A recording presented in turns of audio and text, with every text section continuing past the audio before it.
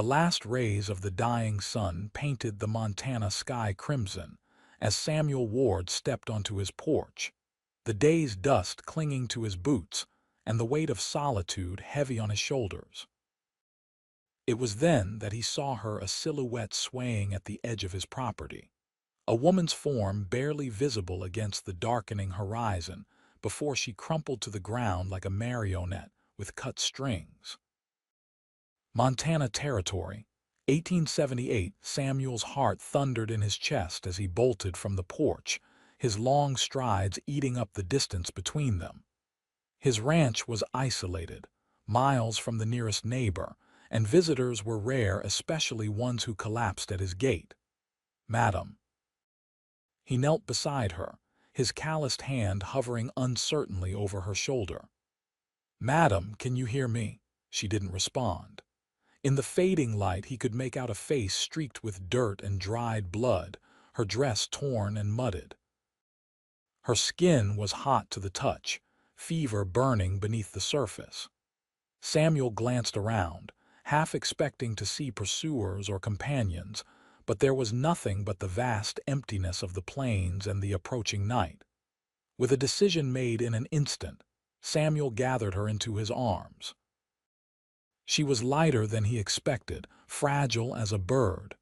Her head lolled against his chest as he carried her toward the house, his steps careful but urgent. "Don't you worry now," he murmured, though he doubted she could hear him. "You're safe here." The cabin was modest, but solid, a testament to 4 years of hard work since he'd claimed this land after the war. Samuel placed the woman gently on his bed, the only proper place for her to rest. He lit the oil lamp on the bedside table, and in its warm glow, he got his first good look at her. She was young, perhaps in her early 20s, with hair the color of chestnuts that had come loose from what once must have been a neat arrangement. Despite the dirt and exhaustion etched on her features, he could see she was beautiful, with high cheekbones and full lips parched from dehydration. Samuel fetched water from the kitchen and dampened a clean cloth. With cautious movements, he began to clean the dirt from her face, revealing a cut across her forehead that had stopped bleeding but looked angry and red. "What happened to you?" he whispered, though no answer came. He checked for other injuries, relieved to find nothing that appeared life-threatening, though bruises marred her arms. Fever was the immediate concern. Samuel knew enough about illness to understand she needed fluids and rest. He'd seen men burn up from inside during the war, had held wet cloths to too many foreheads in field hospitals. After covering her with a blanket, Samuel settled in a chair by the bed. He wouldn't leave her side, not when she was so vulnerable, not when he had no idea what or who had brought her to his doorstep. Night fell completely outside, and he trimmed the lamp, keeping the room in a soft glow that wouldn't disturb her rest. Hours passed. Samuel dozed in the chair, waking at every sound: the creak of the cabin settling, the distant howl of a coyote, the woman's occasional whimper.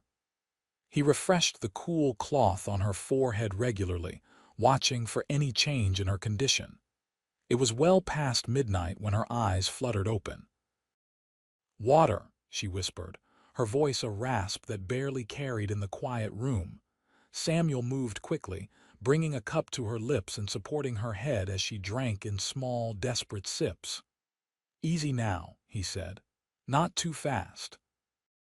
Her eyes found his, green as spring grass and clouded with confusion and fear.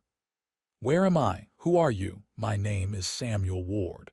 This is my ranch about 20 miles outside of Hollow Creek. I found you collapsed at my gate at dusk." He set the cup aside. "You're safe here, miss." She hesitated, wariness evident in her expression. Sophia Miller, Miss Miller. Do you remember how you came to be at my property?" She closed her eyes, pain crossing her features. "I was running. They were after me. I've been walking for days, hiding during the day when I could."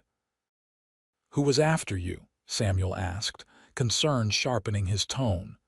Sophia's eyes opened again, filled with tears. Men from Blackwater. I can't go back there. I can't.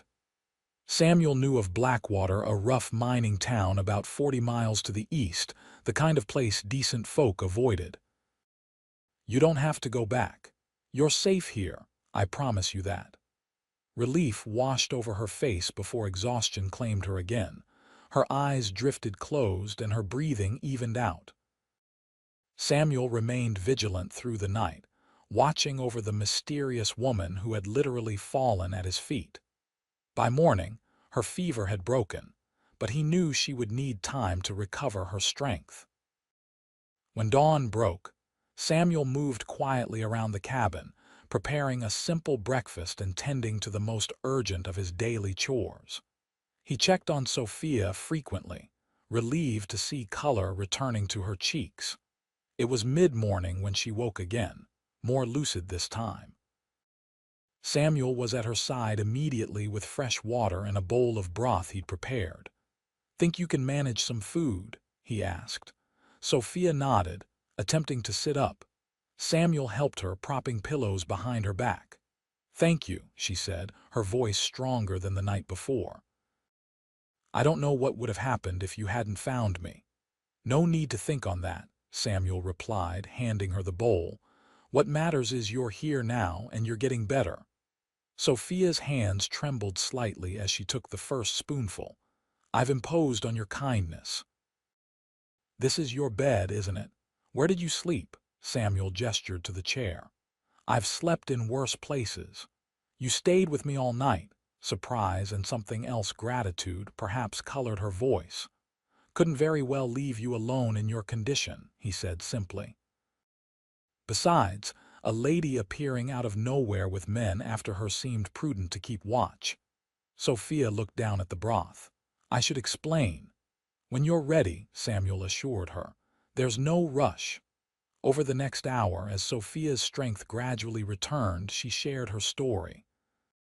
She had been working as a schoolteacher in Blackwater, having traveled west from Philadelphia with dreams of independence and purpose. The mining town had proven far rougher than she'd been led to believe, but she'd persevered, determined to provide education to the handful of children there. "The trouble started with Emmett Grayson," she said, her voice hardening at the name. "He owns the largest mine and half the businesses in town. He decided he wanted me for his wife, though he never bothered asking what I wanted." Samuel listened, his jaw tightening at the familiar tale of powerful men accustomed to taking what they desired. "When I refused him, he became insistent, said no one refused him anything in Blackwater." Sophia's hands twisted in the blanket. "Things escalated. He tried to force himself on me after the school day ended. I fought him off with a letter opener and ran." "Good for you," Samuel said with quiet approval. "But then he set his men after me, claiming I'd stolen from him. No one would take my word over his." Tears welled in her eyes. "I fled that night with just the clothes on my back and what little money I had saved. I've been running ever since, staying off the main trails, moving mostly at night." 3 days on foot in this country," Samuel marveled. "That's no small feat for anyone, let alone a city-raised schoolteacher." A ghost of a smile touched Sophia's lips. "Determination is a powerful force, Mr. Ward." "Samuel," he corrected. "And I believe you've demonstrated that quite clearly, Miss Miller." "Sophia, please." She finished the last of her broth. "I don't know how to repay your kindness, but I'll find a way. Once I'm well enough to travel, I'll continue on to Helena. I have a distant cousin there who might help me." Samuel took the empty bowl from her hands. "You're welcome to stay as long as you need to recover. Helena's a good 100 miles from here, and you're in no condition to make that journey yet." "I couldn't impose. It's no imposition," he interrupted gently. "And truth be told, I'd rest easier knowing you were safe here than worrying about you on the trail with Grayson's men still looking for you." Sophia studied him, as if trying to discern his motives. Whatever she saw in his steady gaze must have reassured her, for she nodded slowly. "Thank you, Samuel, but I insist on earning my keep once I'm able.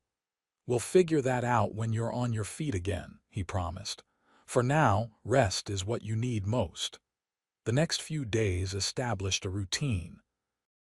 Sophia regained her strength gradually, moving from the bed to a chair by the window, watching as Samuel tended to his ranch.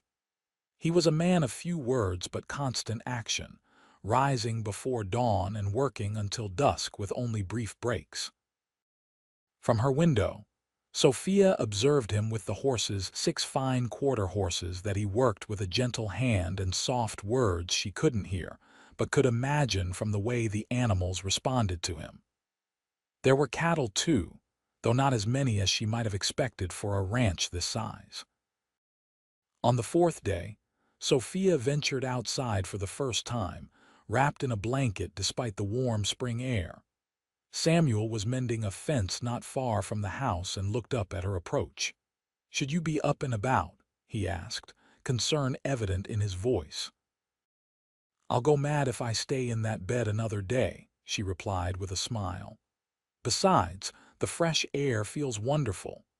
Samuel nodded, driving another nail into the fence post.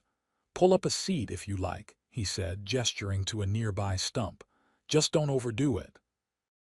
Sophia settled on the makeshift seat, breathing deeply of the sage-scented air. "Your ranch is beautiful. How long have you been here?" "Coming up on 4 years now," Samuel answered, his hands never ceasing their work. "Claimed it under the Homestead Act after the war." "You fought in the war?" Sophia asked, noting the way his shoulders stiffened slightly at the mention. "Union cavalry. Enlisted in '62, fought till Appomattox." His words were clipped, the memories clearly not ones he revisited willingly. Sophia recognized the signs of a man who carried burdens from those terrible years. She'd seen it in her own father, who had never fully recovered from what he'd witnessed before a Confederate bullet took his life at Cold Harbor. "My father was with the 6th Pennsylvania," she said quietly. "He didn't come home." Samuel paused then, looking at her with new understanding. "I'm sorry for your loss." "As I am for whatever you lost," she replied simply. They sat in companionable silence for a while, the shared acknowledgement of grief forming an unexpected connection between them. "What made you decide to come west?" Samuel eventually asked. Sophia watched a hawk circling lazily overhead. "After father died, mother remarried rather quickly. Her new husband was unkind. When she passed 2 years ago, there was nothing keeping me in Philadelphia.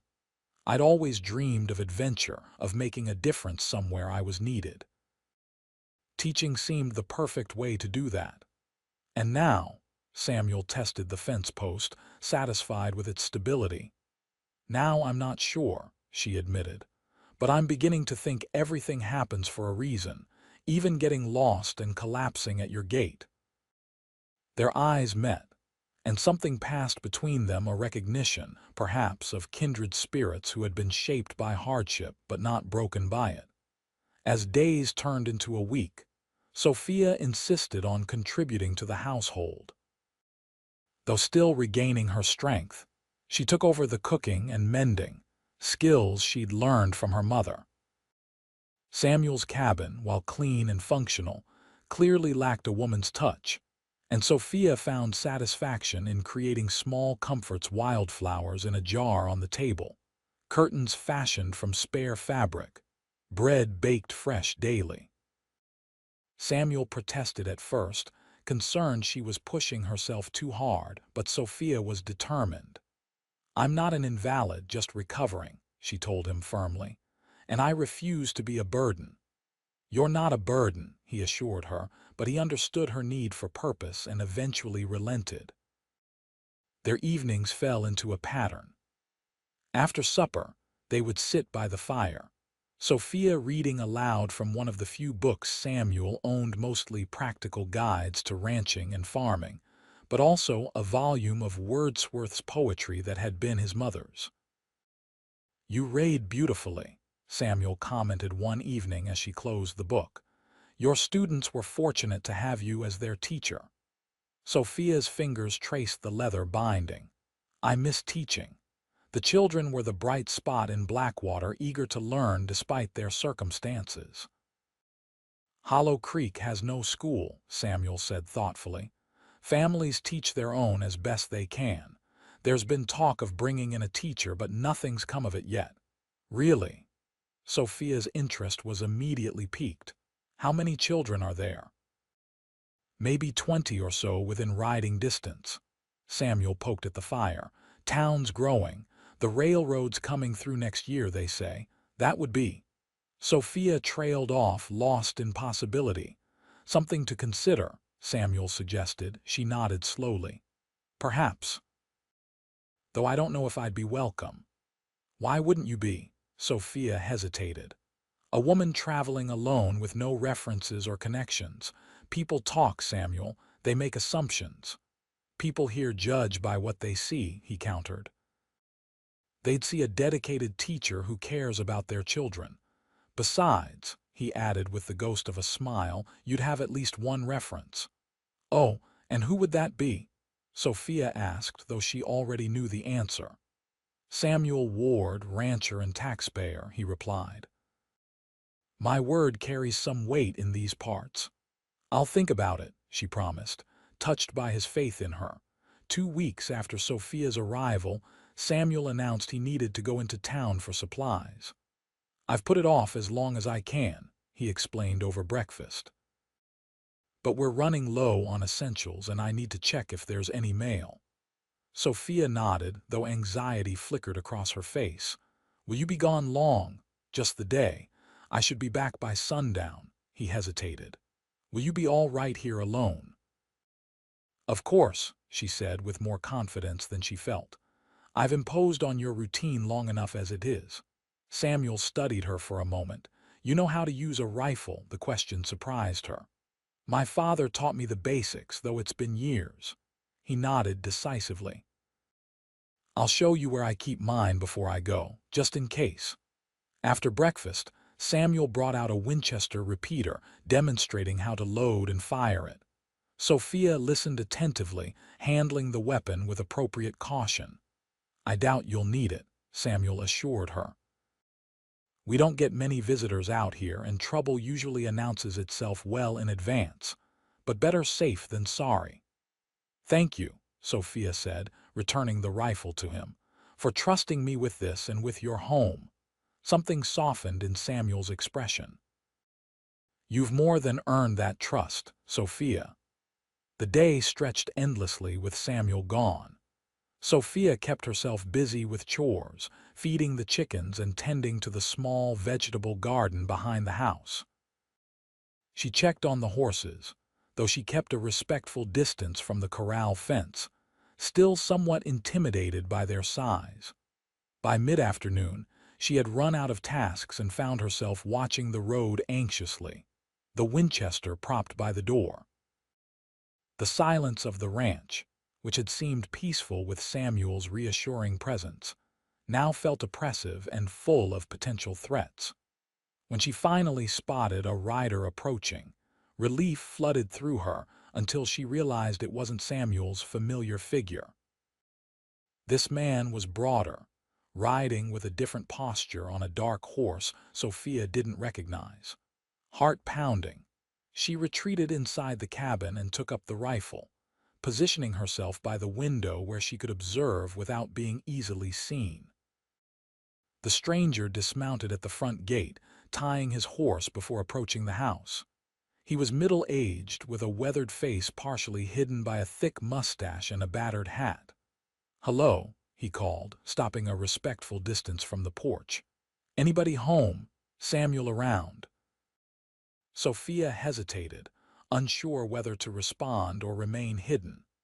"Name's Mitchell Ross," the man continued when no answer came. "I'm a neighbor from over Clearwater Way. Just needed a word with Samuel about some strays." The name sounded vaguely familiar. Sophia recalled Samuel mentioning a Ross family among his distant neighbors. Still cautious, she opened the door partially, keeping the rifle visible but not aimed.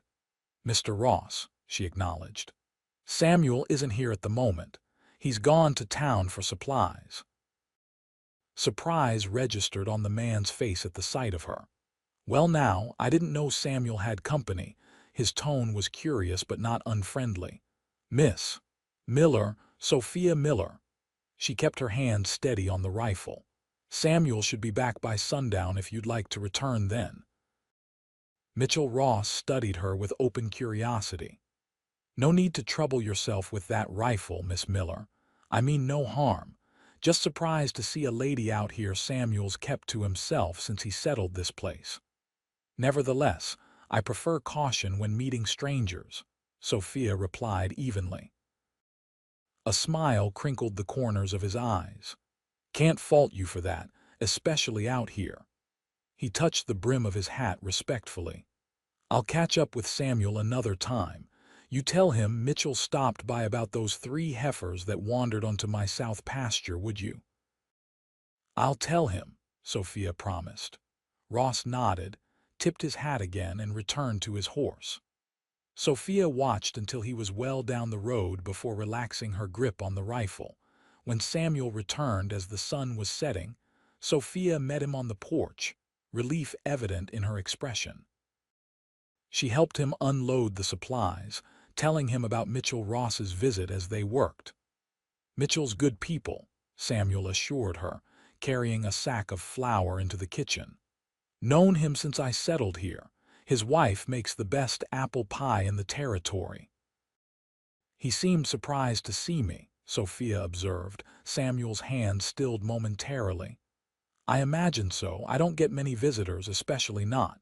He trailed off. "Women," Sophia supplied with a raised eyebrow. "Any visitors," he corrected, though a faint flush colored his cheeks. "But yes, I expect word will get around now that there's a woman staying at the Ward Ranch." "Will that cause problems for you?" she asked, suddenly concerned about his reputation. Samuel shook his head. "People around here mind their own business for the most part. And those who don't, well, their opinions don't much matter to me." His matter-of-fact tone reassured her, though she wondered if he fully understood how quickly gossip could spread, even in sparsely populated territories.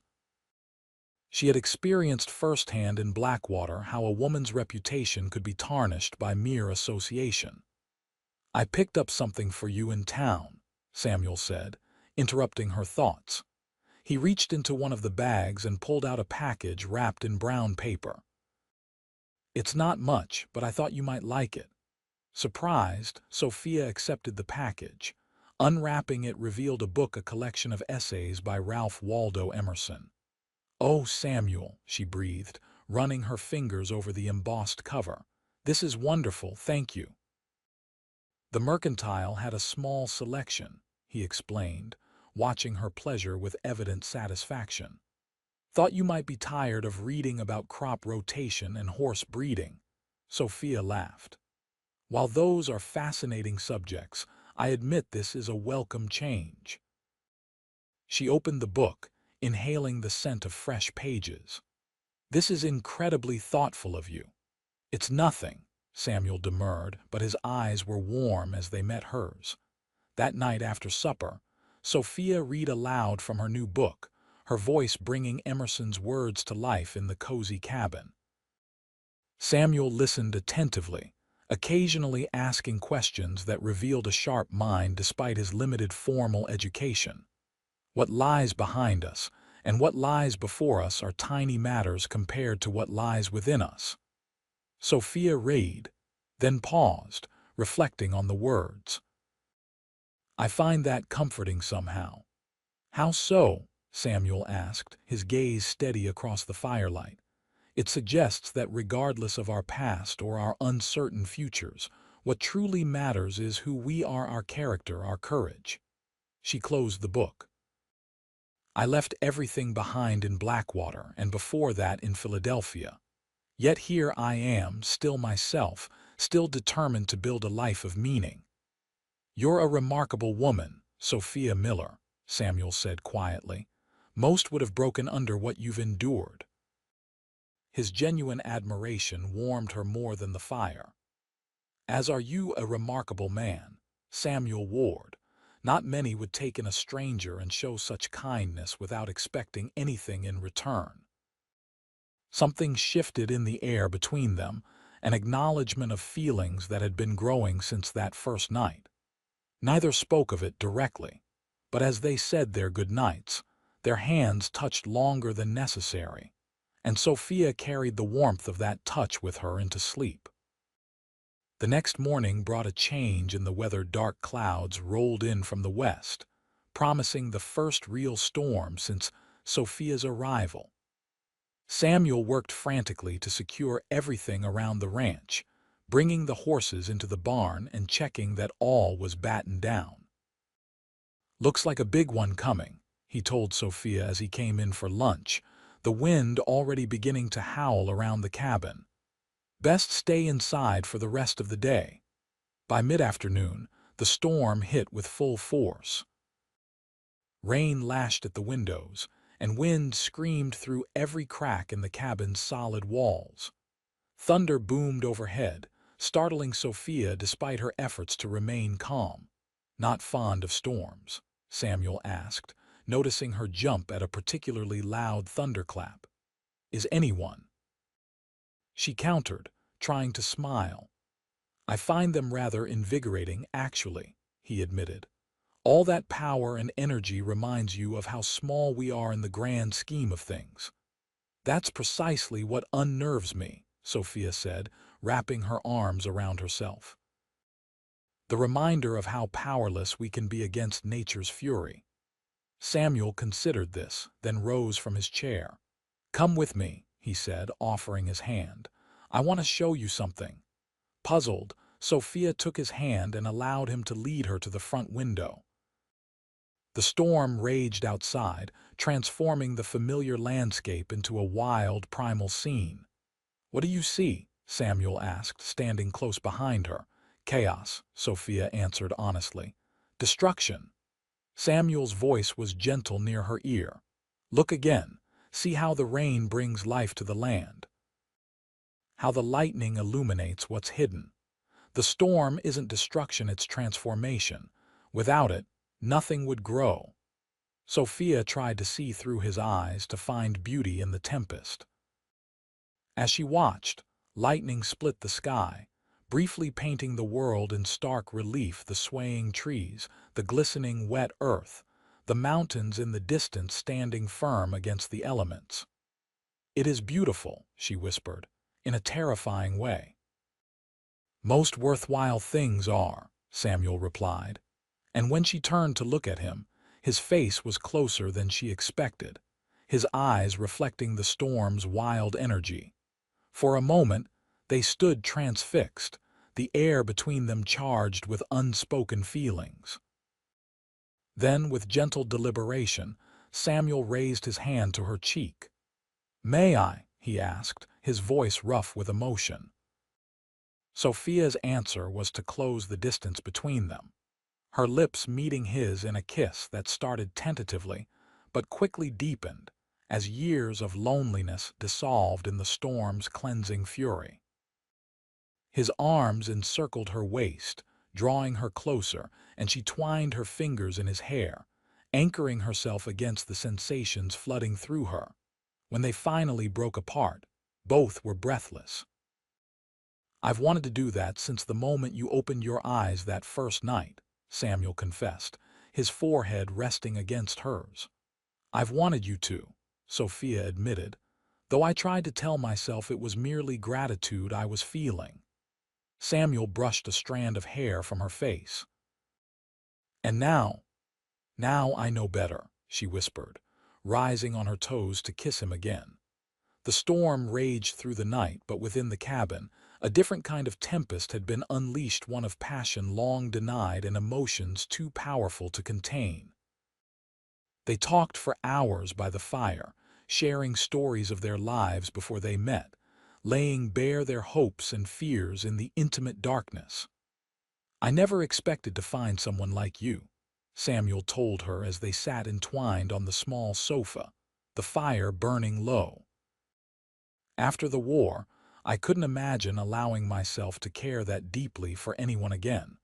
Loss becomes too familiar a companion. Sophia traced the lines of his face with gentle fingers. Is that why you chose such an isolated place to build your life?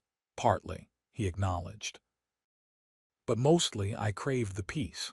After years of noise and chaos and death, I wanted silence and space to hear myself think again. And now, she asked, echoing his earlier question, does my presence disrupt that peace? Samuel's smile was slow and genuine. You don't disrupt it, you complete it. I didn't realize until you arrived that silence can be its own kind of chaos when there's no one to share it with. The storm had passed by morning, leaving behind a washed and gleaming world. Sophia stood on the porch, marveling at how the landscape seemed renewed, colors more vibrant after the rain. Samuel joined her, slipping an arm around her waist. See, transformation, not destruction. She leaned into him, content in a way she hadn't experienced in years, perhaps ever. You've transformed me too, you know. When I collapsed at your gate, I was running from something. Now I feel like I'm running toward something instead. And what might that be? He asked, pressing a kiss to her temple. A future, she said simply. One I can actually envision now. In the weeks that followed, their relationship deepened as spring gave way to early summer. Samuel taught Sophia about ranch life, how to ride properly, how to tend the garden more effectively, how to predict weather changes from the behavior of animals and the feel of the air.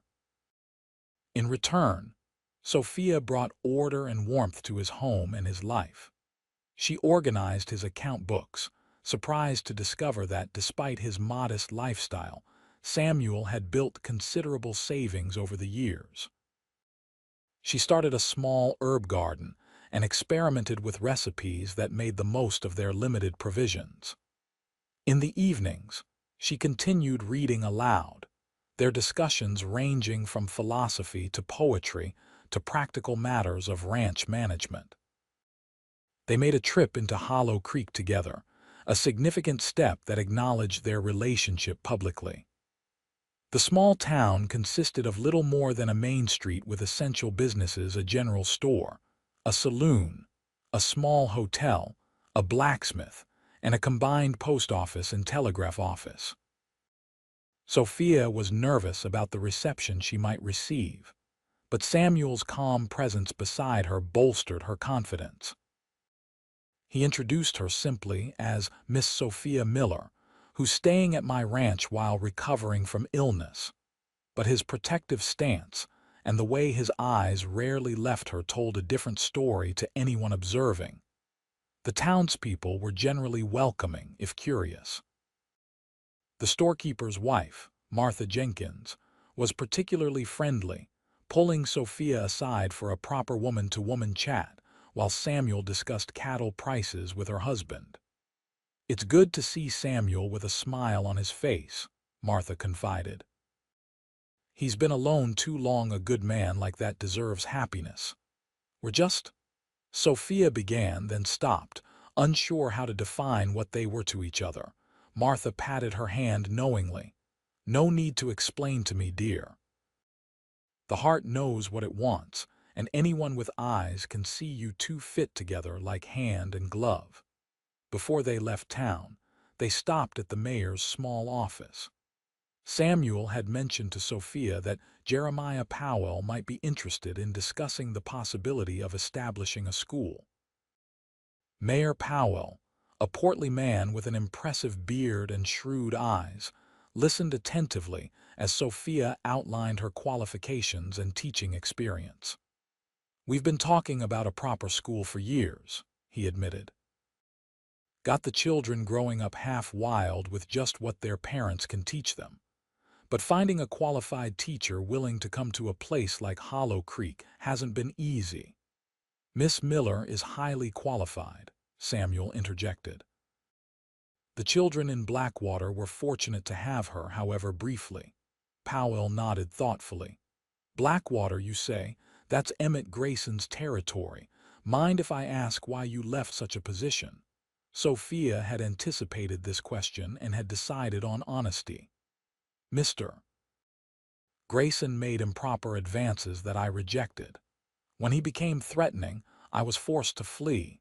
I've been recuperating at Mr. Ward's ranch since then. The mayor's eyebrows rose, but to his credit, he didn't immediately dismiss her story. Grayson's reputation precedes him, he acknowledged. Not the first time I've heard such accounts. He stroked his beard contemplatively. Still, starting a school takes money. We need to build a proper building, supply books and materials. The families could contribute labor for the building, Samuel suggested. And I'd be willing to donate timber from my land. Powell looked at him in surprise. That's generous, Ward, Samuel shrugged. Education matters. I've seen what difference it makes, having someone like Miss Miller teaching the young ones. The mayor considered them both for a long moment. Let me discuss it with the town council. Can't promise anything, but there's real interest. We've got families moving in with the railroad coming, and they're asking about schooling. As they rode back to the ranch, Sophia was quiet, processing the day's events. Do you really think it could happen? She finally asked. A school in Hollow Creek. Powell's no fool, Samuel replied. He knows the town needs to grow if it's going to survive, and families won't stay without education for their children. He glanced at her. Would you want it? To be the teacher there, I would, she admitted. Teaching is my calling. I've missed it, she hesitated. But what would that mean for us? Samuel reined his horse to a stop, turning to face her fully. It would mean you'd ride into town each morning to teach and come home to the ranch each evening, if that's what you want. The implication wasn't lost on Sophia. Are you asking me to stay permanently? I'm asking for more than that, Samuel said, his voice low and earnest. I'm asking you to consider making a life with me, Sophia. I know it's soon, and I know I don't have much to offer compared to what you might have had back east, but yes, Sophia interrupted, her heart full to bursting. Yes, Samuel, there's nothing I want more than a life with you. His face transformed with joy, and he quickly dismounted, helping her down from her horse to gather her in his arms. I love you, he said simply. I think I've loved you since that first night, watching over you, praying you'd open your eyes. And I love you, she replied, rising to meet his kiss. My protector, my partner, my home. They were married 2 weeks later in a simple ceremony at the small church in Hollow Creek. Martha Jenkins had rallied the town's women to create a proper celebration, and the church was filled with wildflowers and ribbons. Sophia wore a dress of pale blue calico that Martha had helped her make, with Samuel's mother's cameo pinned at her throat, a wedding gift from the man who was now her husband. Mitchell Ross stood as Samuel's witness, bringing his wife and their 3 children to the ceremony. Other ranchers and townspeople attended as well, curious to see the culmination of what had quickly become the territory's most romantic tale, the Eastern schoolteacher who had collapsed at a lonely rancher's gate and found not just shelter but love. Mayor Powell performed the ceremony, beaming at the couple as if he'd personally arranged their match. By the power vested in me by the territory of Montana, he concluded, I now pronounce you husband and wife. Samuel, you may kiss your bride. The kiss was brief but tender, mindful of their audience yet unashamed of their devotion. Cheers erupted from the small gathering, and Sophia felt a sense of belonging she hadn't experienced since before her father's death. At the small reception held at the hotel dining room, Powell pulled the newlyweds aside with news. Town council met yesterday, he announced. We've approved the building of a schoolhouse to be completed before first snowfall, and we'd like to offer the teaching position to Mrs. Ward. He smiled at Sophia's new title, with a proper salary commencing once the school opens. Sophia squeezed Samuel's hand in excitement. "That's wonderful news. Thank you, Mayor Powell." "Don't thank me," Powell chuckled. "Thank your husband here. His offer of timber and his vouching for your character sealed the deal. Though I suspect having an educated, cultured young woman bringing civilization to our rough little town appealed to some of the council members' wives as well." As they rode back to the ranch that evening, their ranch now, Sophia thought with wonder the setting sun painted the world in the same crimson hues that had colored the sky the night she'd stumbled into Samuel's life. "Happy?" he asked as they approached the gate where their story had begun.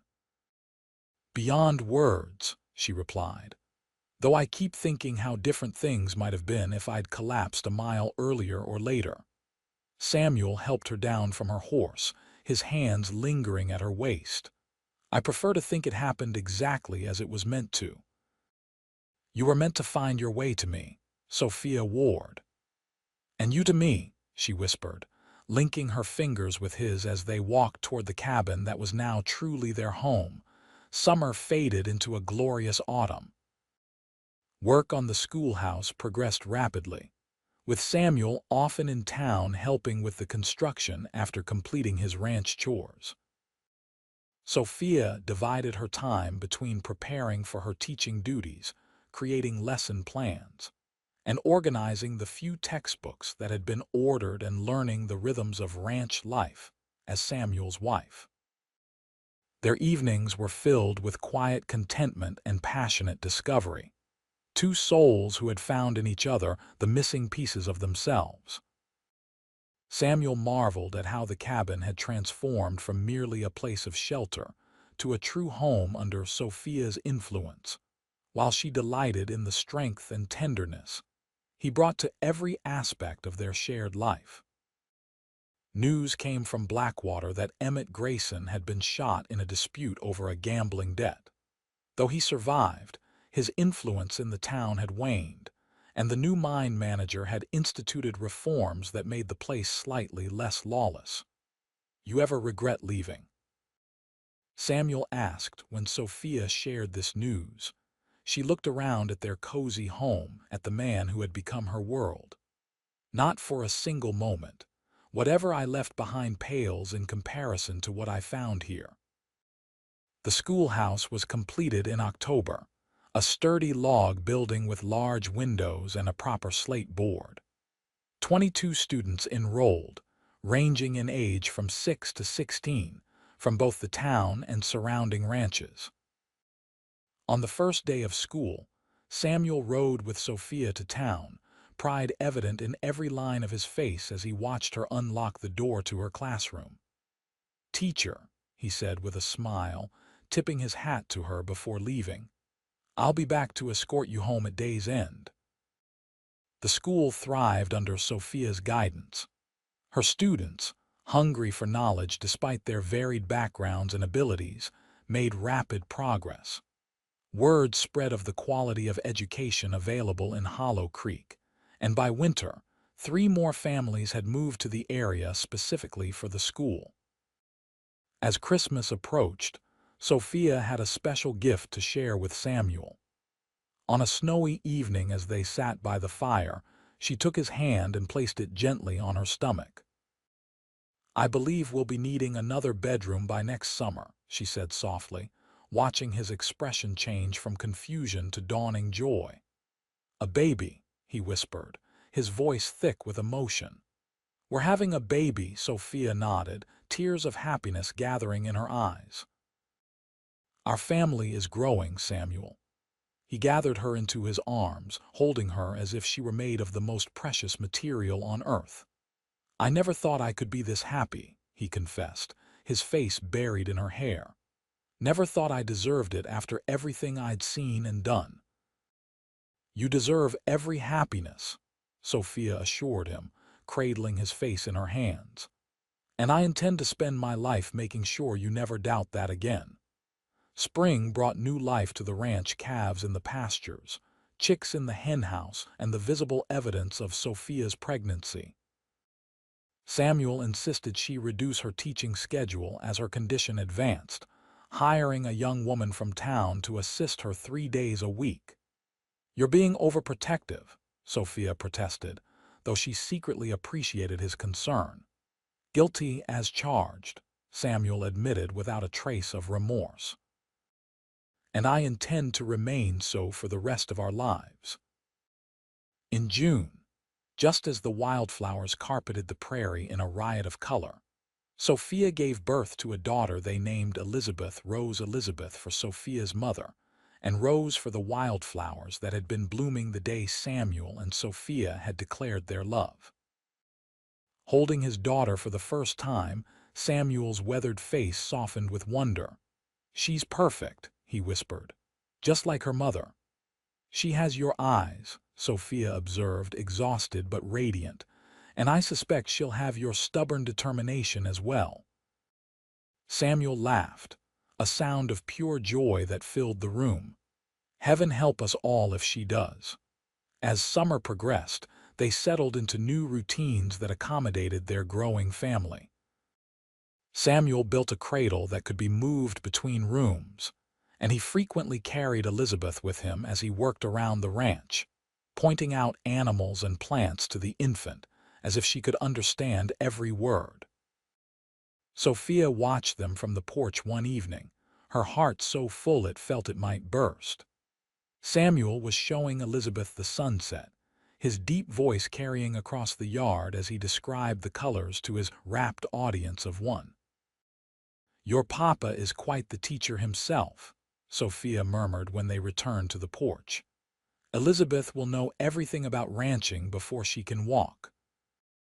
"And everything about literature and mathematics before she can talk, if her mama has any say," Samuel countered, settling beside Sophia with the baby nestled between them. "She'll have the best of both worlds." "She already does," Sophia said, leaning her head on his shoulder as they watched the last light fade from the sky. 1 year to the day after Sophia had collapsed at Samuel's gate, they stood together in that same spot, Elizabeth sleeping peacefully in her father's arms. "I was thinking," Samuel said, his voice thoughtful, "about destiny and chance. What if you'd taken a different path that day? What if I hadn't come out to the porch at that exact moment? What if the world were made entirely of what-ifs?" Sophia replied with a smile.